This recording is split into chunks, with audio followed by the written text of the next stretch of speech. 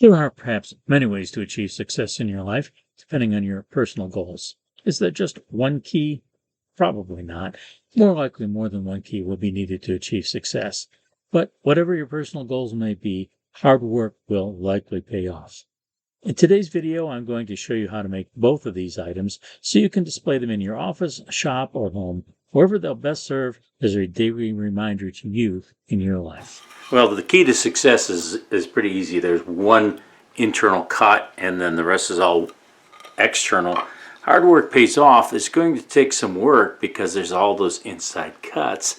So if you're new to scroll sawing, this might be a little bit of a challenge for you, but this one certainly will not be difficult at all. So start with this one, get a little bit of practice, and then move on to hard work pays off. I'll show you both in the scroll saw. We'll start by cutting out the key to success. Actually, I think there's more than one key to success, but the second project, hard work pays off, is one of the keys. I'm cutting this key from 3/4 inch thick red oak, and my blade choice is a number 9 Pegas modified geometry blade. I did an entire video on blade selection, and I'll leave a link to it so you can watch if you haven't already done so. There's only one inside cut, and that's easy at that. Just thread the blade through the pilot hole, tighten it up, and make the cut. This is where you can see two of the great features of the Pegas scroll saw at work. The arm holds in the upper position while you thread the blade through the workpiece. Then you have only a thumb screw to tighten the blade. No tools are needed, as is the case with some other scroll saws. The outside cut on this piece is not difficult for anyone with experience on the scroll saw, and it will be a great piece for a beginner to learn the craft. There are tight turns at the bottom of each letter, but you have plenty of waste material to maneuver the blade. As an experienced scroller, I can easily make these turns, and as a beginner, your goal should be to work up to being able to make the most difficult turns easily. But if you're struggling at first, you can always cut just outside the lines, then go back later and clean up the cut. One thing to always keep in mind is to let the blade do the work, keeping just enough pressure on it to continue the cut. When you go to an angle, cut to the point, then back off slightly on the pressure to the blade, pivot the workpiece to the new direction you need to cut, then put pressure on the blade again. If you push the blade too hard, you can cause a thin scroll saw blade to flex, and this will result in a cut that it's not 90 degrees from top to bottom. This may not be noticeable on inside cuts, but it will be on outside edges, particularly on straight lines. The other problems with too much pressure are that you can cause the blade to overheat and actually start burning the wood, or the blade can break.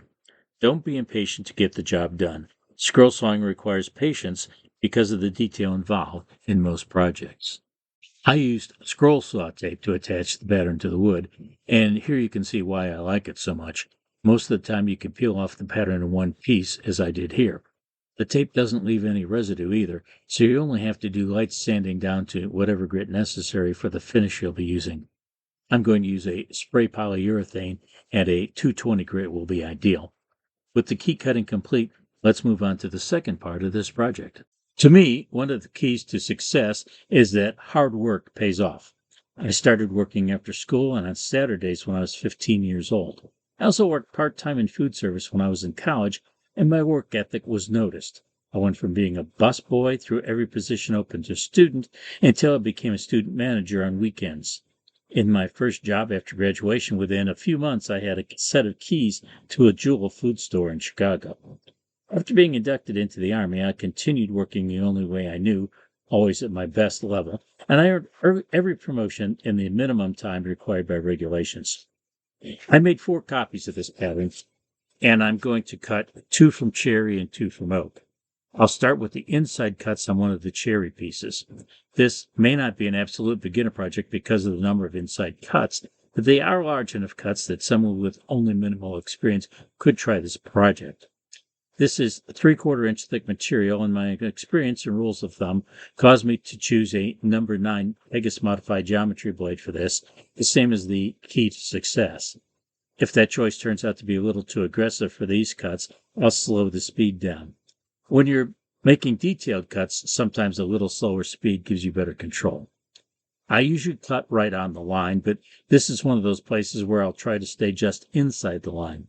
That's because you want to leave enough material between the letters to keep those areas from getting too weak and prone to breakage. This project doesn't have a backer to give strength to weak areas as some do. Due to the font used for the letters, each of them will take at least 2 cuts. The S and the Fs will each take 3. Each of these cuts go quickly, so you're probably spending as much time with feeding the blade through the next pilot hole as you are actually cutting. There's no need to show me cutting every letter, so I'm going to move on down to that little decoration at the bottom of the plaque. I think it adds an elegant little detail, but you could leave it out if you wish. You only need 1 pilot hole for this, as you can make it as 1 continuous cut. This shape is thin enough you probably want to cut right on the line. There are a lot of direction changes for this, and after a short time you develop a feel for moving the workpiece into the blade. Something very rare happened during this cut.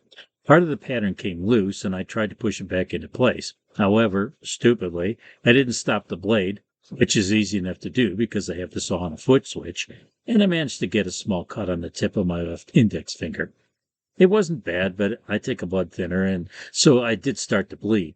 I didn't want to ruin the workpiece by getting blood on it, so I did stop the saw at that point to get up and put a bandage on my finger. There are lessons to be learned from this. One is that the scroll saw is safer than most power tools, but it will cut if you get close to it. Another is that you should have first aid materials handy in your shop in case they're ever needed. I checked my kit in the desk drawer, found no bandages, and had to go upstairs to get one. I do, however, always have a handkerchief in my pants pocket, so I used that to keep pressure on the cut while I went upstairs. I bandaged the finger and also brought down a fresh supply of bandages for the shop drawer. This is what the piece looks like after the decoration has been cut, thankfully with no bloodshed onto the wood. I'll finish the rest of the cuts for the letters, then move on to the outside cut. With all the inside cuts completed, all that's left is a long outside cut. I could feel the blade was getting dull, something you'll develop over time, so I replaced it with a fresh blade. The cutting went smoothly, as expected, and here's the completed item. Once again, the pattern peeled off in one piece. This will need a final sanding with 220 grit paper, then I'll finish it with a spray polyurethane. I'm curious, besides hard work, what do you feel are keys to success? Leave a comment. Let's start a discussion on this. I reply to all comments, and I'm interested in my viewers' viewpoints. Please hit the subscribe button and notification bell if you haven't already done so, and you won't miss any future videos.